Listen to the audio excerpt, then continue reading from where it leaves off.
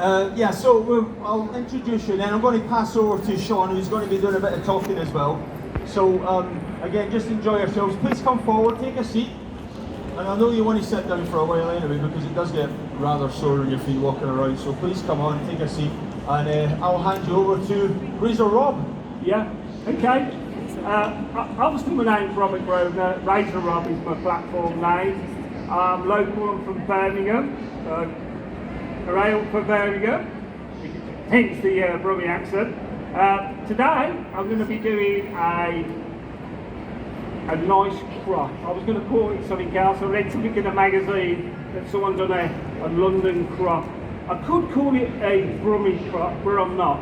It's a crop. It's as simple as that. I don't get it when someone puts their stamp on something and name it something which it shouldn't be. Originally, these cuts are a crop, basically. We're just going to have loads of texture put into it, and I'm going to put a little bit of design work into it as well. I put colour through it. I'm not sure, you know, if you own barber shops or salons, whether or not you do colour as well. Obviously, barbers, I urge, get involved in a little bit of colour work as well. It doesn't hurt. Upskilling is really important because we're always learning in this game, always. I mean, as many years that I've been doing it, which is 30 years plus, I'm still learning today. I see it as it's a school day every day to me, and even I learn from a younger barber. So never ever think that you're on top of the game, because there's always someone out there that can be just as good and just as cute as what you are. Sure? Well, Robert, that was a good introduction there. Welcome back everybody to HairUK 2022. I am Sean Sweeney. I'm preparing for Robert John Grosvenor, as we've just explained. I'm just going to be asking a few questions about barbering. Just sort of like tickle your pickle really, and just sort of get underneath Robert's skin and find out what really makes him tick as a barber. I'm also going to be asking you guys questions as well. So if you've got any questions you want to ask Robert, just put your hand up and I'll come over and I'll give you the microphone. You can ask Robert whatever you want. Keep it clean, mind, okay? So yeah, keep it clean. So Robert, just explain. You know, how long have you been in the industry now? When did you actually start cutting? And Sean, you'll give me my age away now.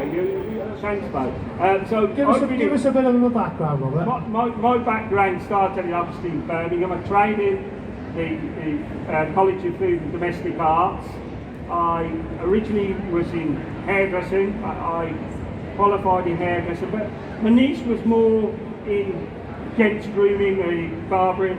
And from then I've run my own salon for the last 33 years, employing 4 members of staff who are employed, which I really think is important to employ them.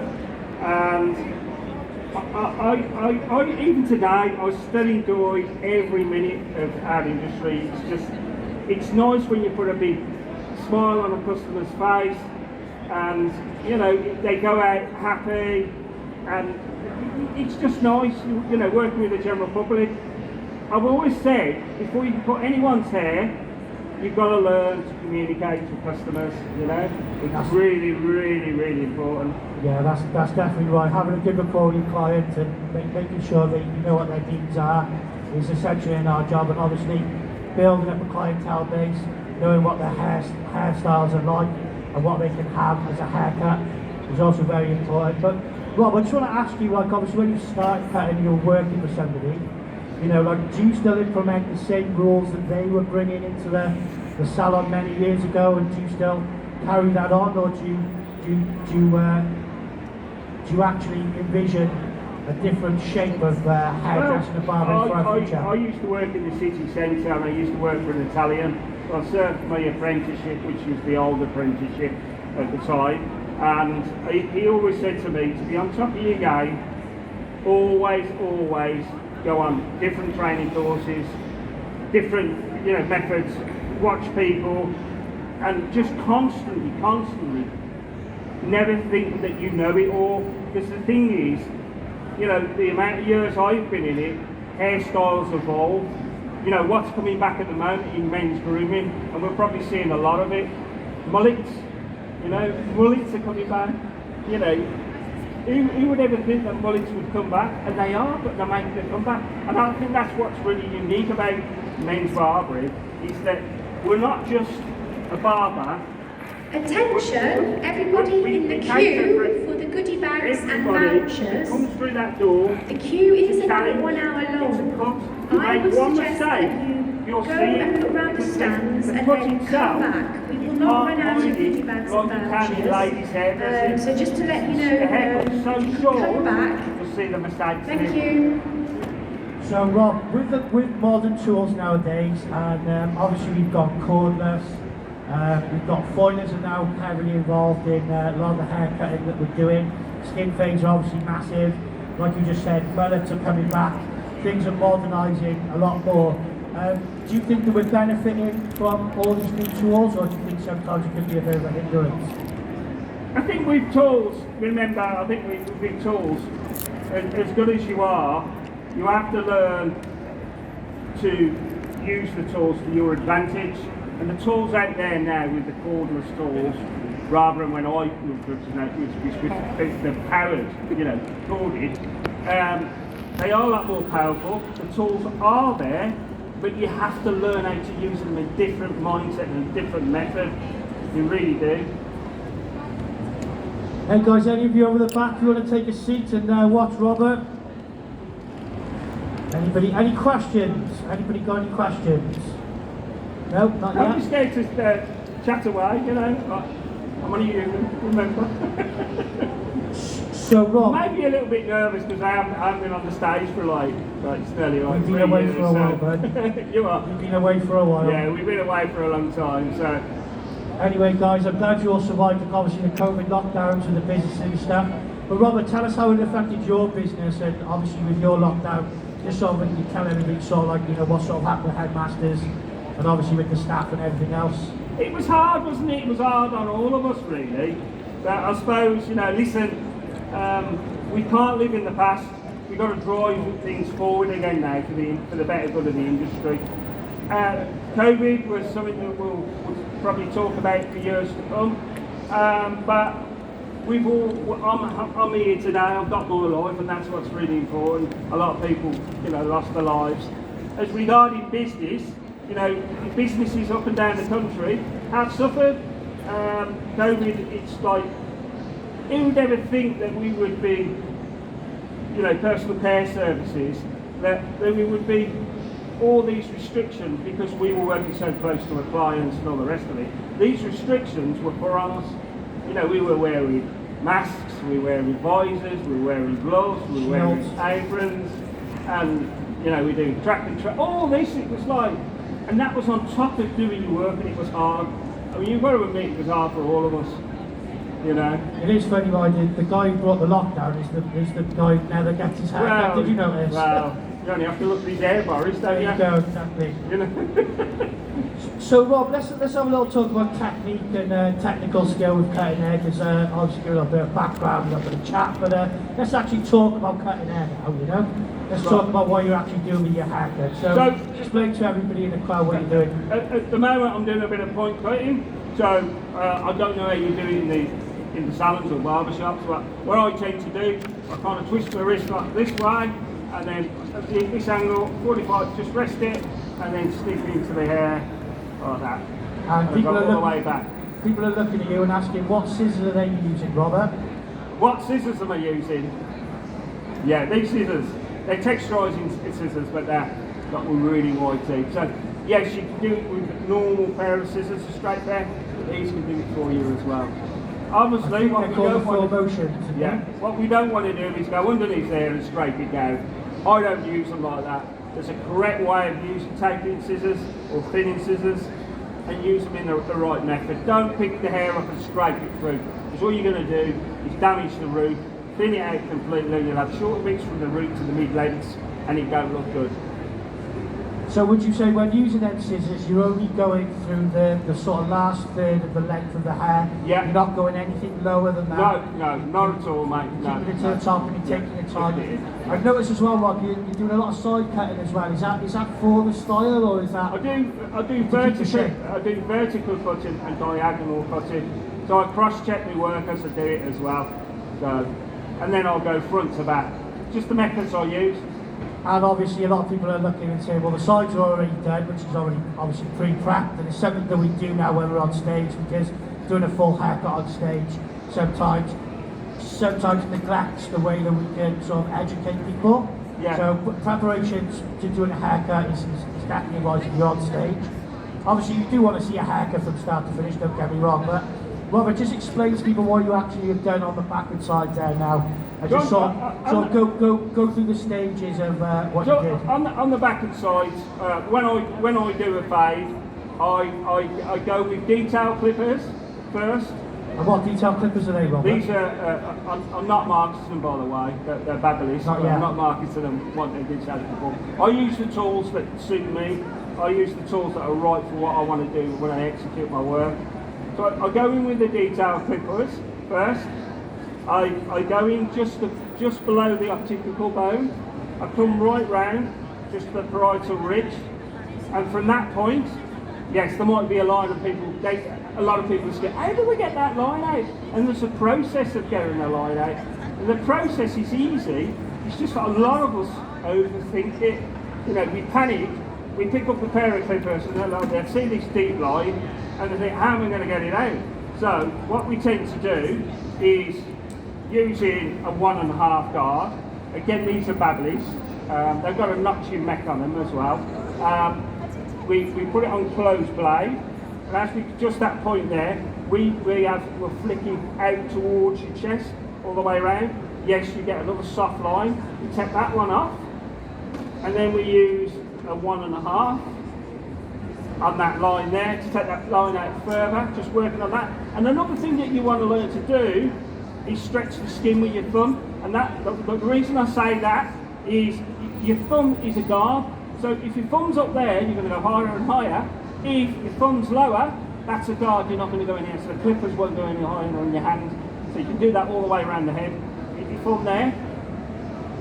So you see what I mean? And that way, you'll keep that fade low. It's not too high.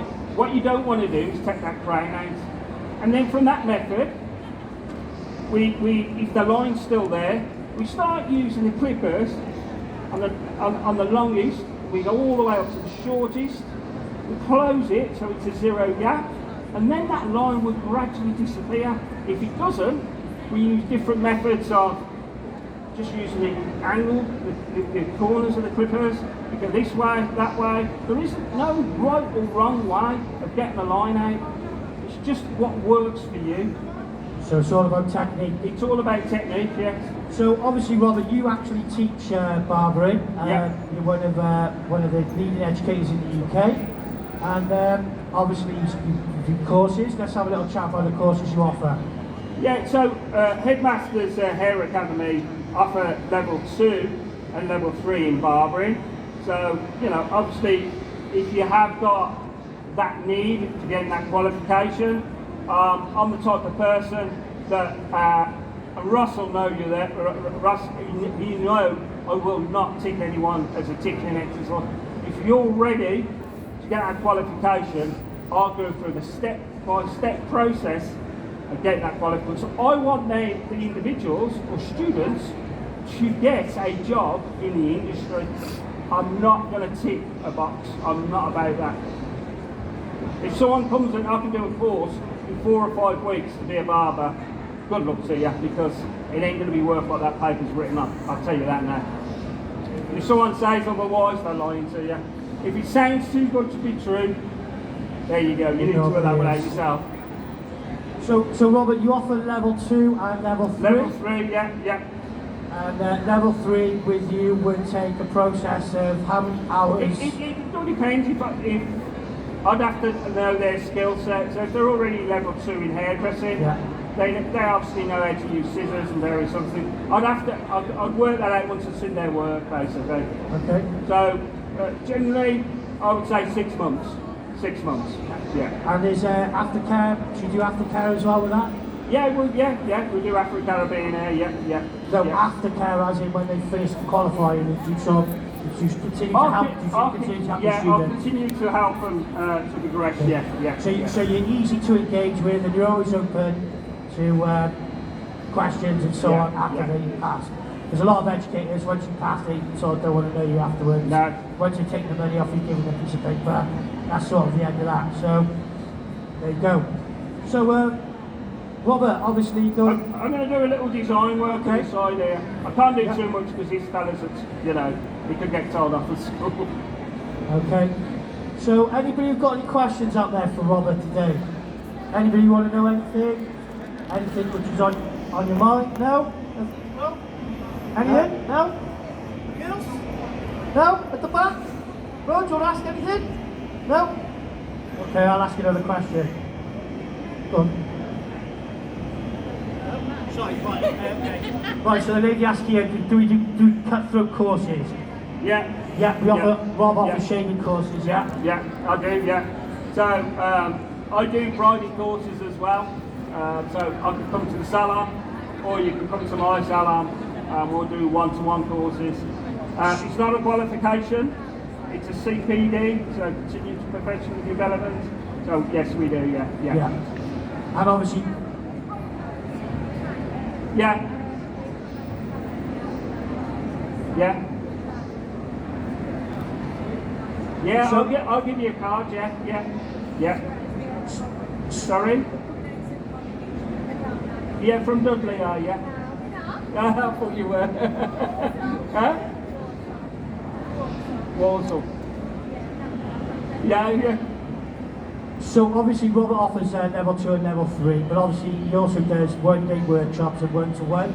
Obviously I've worked with Robert now for the past 5 years, and we've done a number of workshops in my salon in Wales, Cardiff, and also in his shop in Birmingham. But we've also worked in other different places, from British Master Barbers to Sound International, and even Barber UK, HairUK over the years. But when you have a workshop with us, we work on your different skill sets and what you need to advance on and what you need to learn. So if you're struggling with your skin fades, we'll go through that. If you're struggling with your shaving, we'll go through that. If you're struggling with your layer work, you go through that as well. So, Robert, with the evolution of barbering and education, what do you think's next for educators and the industry? Tricky question, this one, Mike. Yeah, so as an educator myself, like I said, I'm always learning myself. I class being an educator, it's a school days for me as well. And once I stop thinking like that, that's the time I hang my tools up and walk away from it. So hairdressing and barbering, year in, year out, fashion as we are, will evolve, hairstyles will come and go, and we have to learn the process of knowing how to do them. We're seeing in barbering at the moment, during lockdown, I think a lot of guys growing their hair. So skin fades are probably coming away a little bit, but whilst there's barber shops out there offering skin fades, it won't completely disappear. So we have to constantly upskill yourself all the time. Because you know what? If you don't, you're going to be left behind as a dinosaur in the industry. So Rob, that leads me on to my question. How do you upskill yourself? Sorry? How do you upskill yourself? Give some people some look, information on how you keep learning. I suppose like all of us, we use social media. I'm on TikTok. I follow some American barbers. Come in, girls. If you want to take a seat, there's seats available. If you want to sit down in the back, Sorry? you're more than welcome to come in and take a seat. My TikTok. I'll get you in a minute. It's Robert John Grosvenor's on his handles, and Hair by Razor Rob is on Facebook. That's his work page. But education to me is really important. And if you're educating people, you've got to work as an educator should do, the correct things. So if I'm doing a shave on here, I follow all the health and safety guidance and all the rest of it. Health and safety is very important. It's really important. Now, whether or not you believe in wearing gloves and all the rest of it, I do. It's cross-contamination. I can go into great realms of it all. It's really important, when you do a shave, wear a pair of gloves. Yeah. Yes, you can't probably get the tension. You can't. But when you're educating, people want to see that because you're an educator, because they're quick enough to jump on you. So, why isn't he wearing gloves? He should know better. Yeah, there was a big argument in Modern Barber magazine a few years back ago, which I was involved in, and I was actually against gloves, believe it or not. I'm actually with gloves now. Chris Foster was the guy who actually said to me, look Sean, you know, for the industry to move forward, you need to follow the regulations. And obviously I wasn't state registered then, so I didn't understand myself. Now I'm fully state registered, I'm a state registered senior barber, I'm a master craftsman, I'm a grandmaster. And what I've started to realise is that we've got to have a barber etiquette, and with shaving it's got to be gloves, got to have, you know, fresh blades every single time. I use multiple different blades when I shave anyway. I might go through, I normally know if I'm doing a full wet shave, I'll load 3 blades, I'll load the Turkish blade, and I'll load 2 shavettes. The one shaveette is back up just in case of blunts. But obviously you say time to change the blades, because you all know how much of a nightmare it is to change a razor. It don't matter how long you've been doing it, you can still cut yourself. So again, if you've got gloves on, you minimise that as well. So Rob, going back to your haircut now, bud.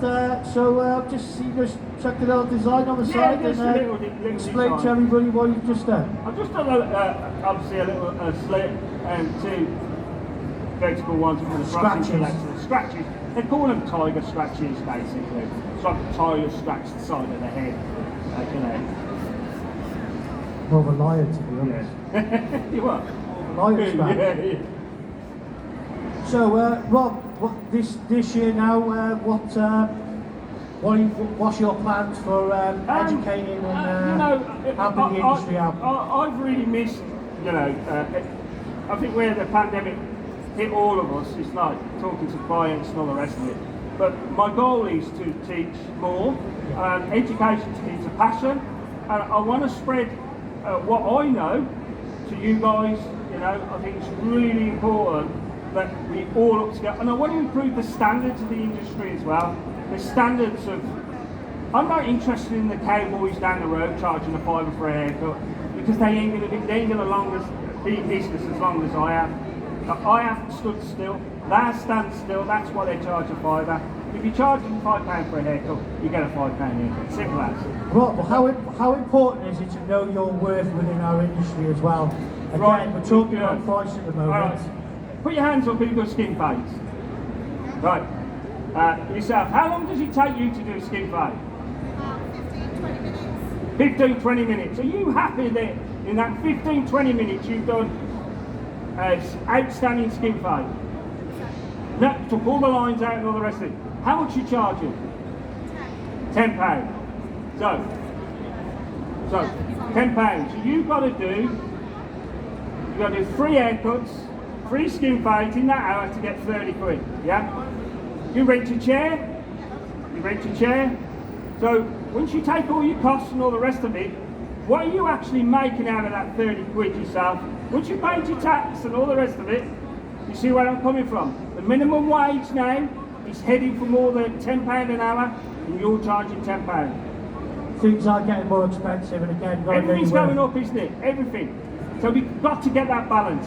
So if I was to say to you, half an hour to do a skin fade, but charge £22, you could do 2, couldn't you? So your profitability would be better. It would actually be double. On the same street, there's barbers and they're charging 10 for a skin. Don't worry about them. Worry about what you're doing. Worry about what you can do right for your business. Don't worry about your competitors. Seriously. We all do that. Your competitors will always be there, but your competitors, right, are only doing probably substandard work. That's how I see them. I've got them where I am.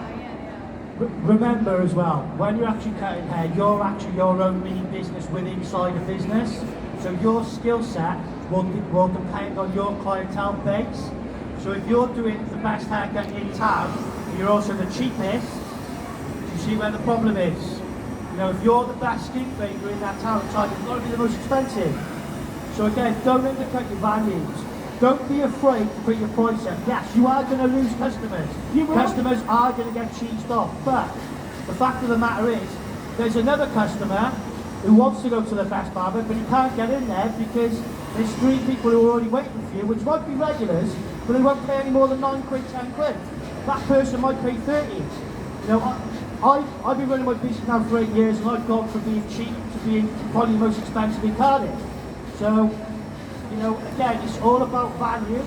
I've lost a lot of customers, but you know what I've started to notice over the last 3-4 months? A lot of my customers, which I originally did back in 2014, 2015, are coming back now. They're coming back, and they will stay. And again, you can only do a certain amount of haircuts in a day. So you've got to value your work.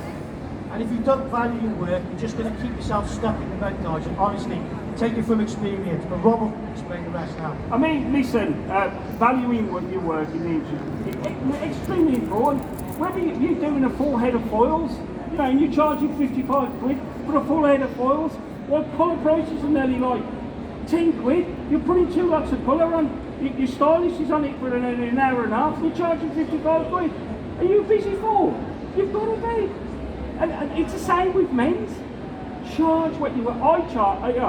I'll be honest with you. I charge, right, 30 quid for a skin fade, but I take 45 minutes. And I tell you, I'm happy doing 10 to 15 haircuts a day, and I've done a nice tidy amount in the till. Anyone that's charging a fiver, sorry? No, I'm a suburb of Birmingham. And anyone that's doing, you're doing 30 haircuts or 40 haircuts a day at £5, mate, you must be knackered. You must be so tired. Yeah, guys, obviously I'm from Cardiff, and we've got a place called City Road, and there's a lot of barber shops down there, and I need a lot of barber shops. But City Road, I think there's probably maybe 20 barber shops on the one road. And this road isn't a big road like you get in Birmingham in England. This is a little road, and honestly, guys, I was saying to Rob the other day, if you go down there and haggle with them, you get a haircut for a £5. Honestly, you know, you're not going to get the quality of work there. You know, you might end up coming out with hepatitis B or something. But you know, it is what it is, guys. So know your worth, know your value, guys. And again, if you feel like you need to train and go into more training, guys, listen, I've been cutting hair now since I was 13 years old. I'm 40 years old now, right? And I'm still learning stuff. You know, I'm still learning. Like I was learning about colour. I've learned a lot of Rob since I've been working with Rob over the last 5 years. You know, I've had people like Tom Baxter helping me with colour. You know, I've had people like Phil Jarman helping me with colour. So again, guys, you're constantly learning stuff all the time. A lot of you are hairdressers and hairdressing background, so obviously we're at HairUK. So, you know, majority of people know about colour, but barbers don't. So I'll ask them all a question. What's your biggest fear in the industry at the moment? What is your, give us some feedback. What is your biggest fear? Does anyone want to jump on the mic, bro? Do you want to say something? What's your, I want to hear what you all got to say, really, you know. So, I want to do my barber's course soon. I was looking how would I start out. I want to get on my... So what are you currently doing at the moment? But I haven't done my barber's course yet. I'm looking to do it. And I was just worried, like, how will I find my... Yeah, you can come through. Are you in the Midlands or this?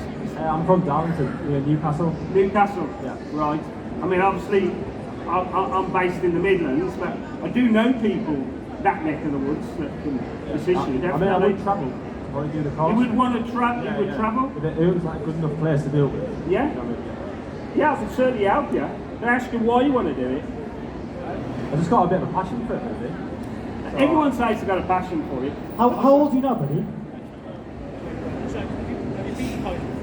I haven't done anything about it. Yeah. So basically, Rob, he hasn't actually got into barbering yet. Yeah. He wants to learn in college. So what would your advice be? Would you get him to enroll in a local college and then advance his skills later on with maybe coming down to you in a year, maybe 2 something years like time? yourself, go on like an induction into barbering or hairdressing, go and see what it's all about. Yeah, and then you can lead on to go and do your level 2.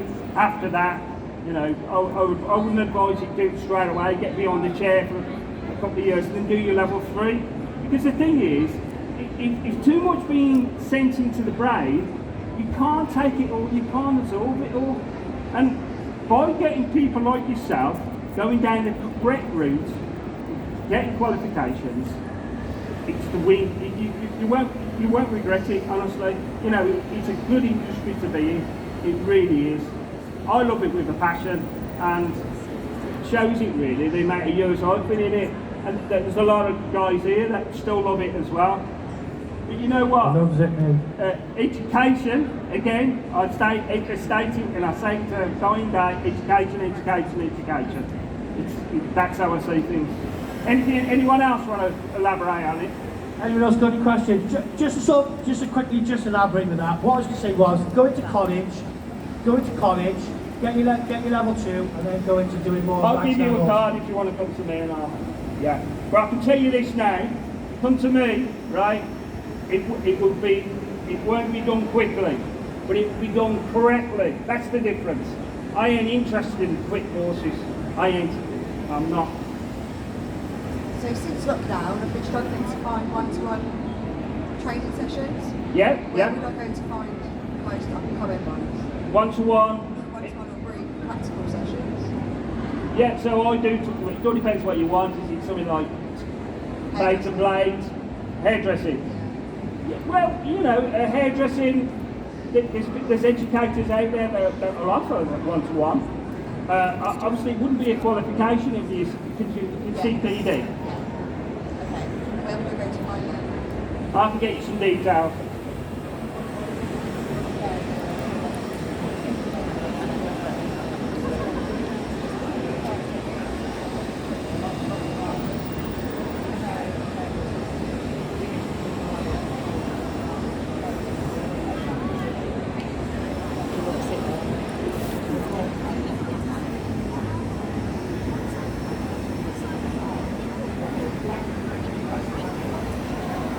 Okay, Robert, so just coming to the last 15 minutes, yeah? 15 minutes. Yeah. So just explain to everybody what you're doing now next with the haircut. So, What actual colour is that on top? Just explain to everybody what colour you used on top. So, you know, I'm going to go into hairdressing now. So, I don't know what you use yourselves in the salons or barber shops, but I bleach me well blonde or cream bleach. I use 6%. I leave it on for half an hour, no heat. I rinse it off, have a look at it, it'll probably be still yellow. I reapply it, and then I use Weller Blonder again and use 3%, leave it on for 20 minutes. Generally, you want to get it as white as possible. You use then a silver shampoo from Milkshake, and then, yeah, Milkshake, you're cracking there. And then a guy tank colour, silver on it. So,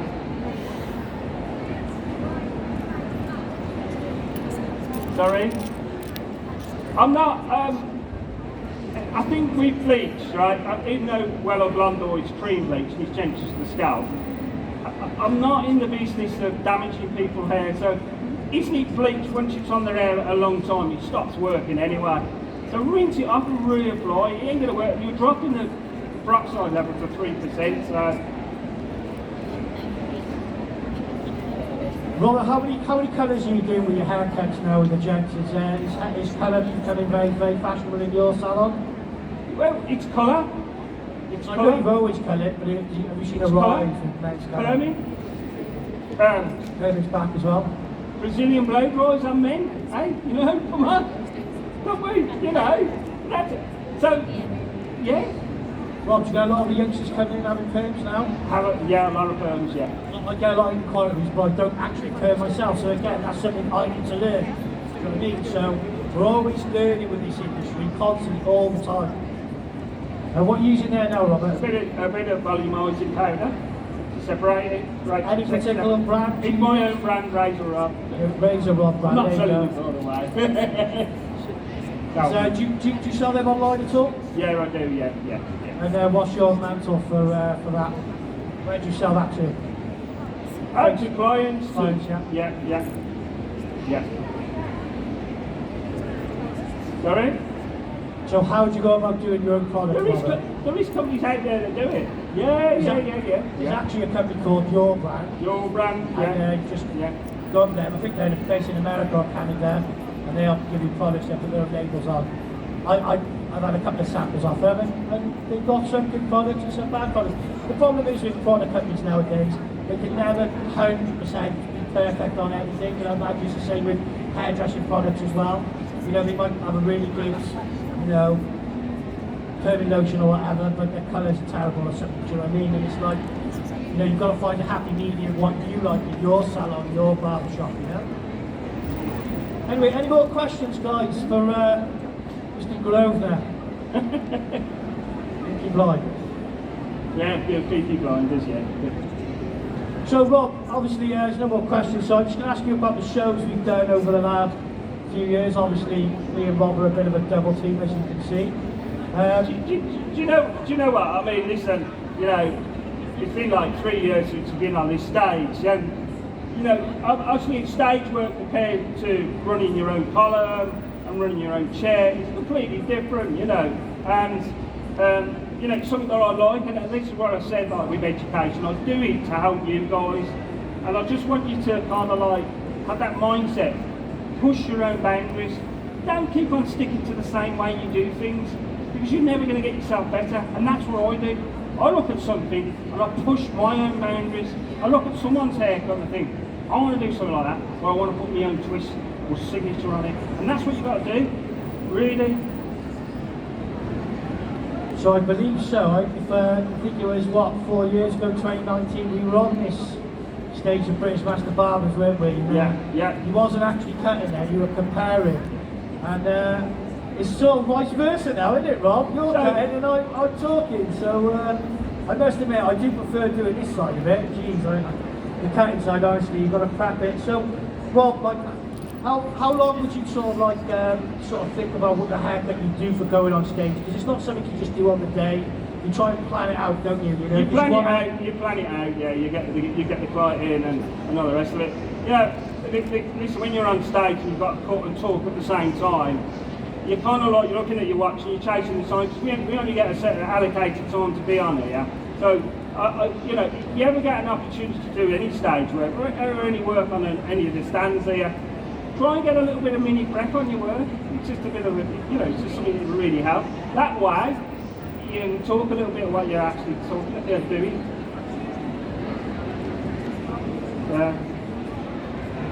So Robert, have you got any more questions? Anybody thought of anything there? No? Guys, girls? Anybody? Katie? Okay, come on. She worked there, I mean, this girl works with me here, so she knows what I'm like. Come on, Kate. She's one of my worst critics. I'm just watching. We've all got a critic. We've all got critics, and they're good actually. They fuel our fire. Without the critics, we wouldn't be where we are today. So, you know, it's not about haters, it's about critics. And again, always be critical of other people's work if you think it's wrong. You know, don't be scared to speak out. That's one thing with me, is I've always been one of those people where I'll say what I feel and say what I think. Not just being nasty or vindictive with anybody, but just give people helpful advice. And Robert's the same. And Robert, what would you say about you know, sort of giving people advice on maybe work you've seen in the newspaper or you've seen something online which you sort of think you could have done a bit better? How would you approach that? Never ever attack their character or personality of a person. Be humble with them, give them advice, give them guidance where they've gone wrong. Don't criticise what they've done, because you know what? None of us are perfect. We're a human being. So just give them that encouragement to say, right, you've done it this way, but I want to show you a different way. But keep them just at that level where it's kind, be kind. Simple as that, really. Okay, well, we're just finishing up with the haircut now. Anything else you want to say now, buddy? Any information or wise words from the Grand Master himself? Anything you want to just sort of explain? What I've achieved in my career, I've worked really hard for, and you know, it hasn't happened overnight. You know, I've worked. You know, people along my journey have helped me, right? And you know, Ross and Jackie, BBA, British Master Barbers, and all the rest of it. You know, I always, you know, I'm always grateful to them giving me an opportunity on stage and sharing what I love doing, and that's education, really. Helping you guys to improve the standards of the industry. Robert, do you think the barbering industry and the hair industry are merging very, very slowly together now? Yeah, and you know what, I agree with that, but why, you know, what's this? What is it? He's a male, okay, but it's hair, isn't it? Why would we segregate male hairdressing from ladies hairdressing. We shouldn't. It's still hair. So if I have a client come in, sorry, yeah, some women do, and I'll cut women's hair out. You know, I'll do it. So it's hair, so it should be together. It should be. And so internationally, with all the international barbers going on, you know, you've got the Robin Originals out there, you know, you've got the A-Rods out there, they're all doing this sort of international sort of brand ambassador role. What do you think about that type of stuff happening, Rob? Is that good for our industry or is it bad for our industry? Because you see a lot of negativity online, people comment on certain stuff, and I do think there's an element of jealousy there. Look, Sean, I'm not going to go into the realm of individuals and all the rest of it. There's educators out there that are in it for their self-ego. There's educators out there that want to help each other to grow and improve the standard, and that's what I'm about. I am not about an ego. No, you got the wrong person. No. Right then, Robert, so we're just sort of finishing up now. And there you go. And there's the finished article. Thank you, Robert, guys. Give him a round of applause, please. Thank you very much. Anybody got any questions after, just give Rob a shout, or if you've seen me, I'm always with Rob, I can get hold of him.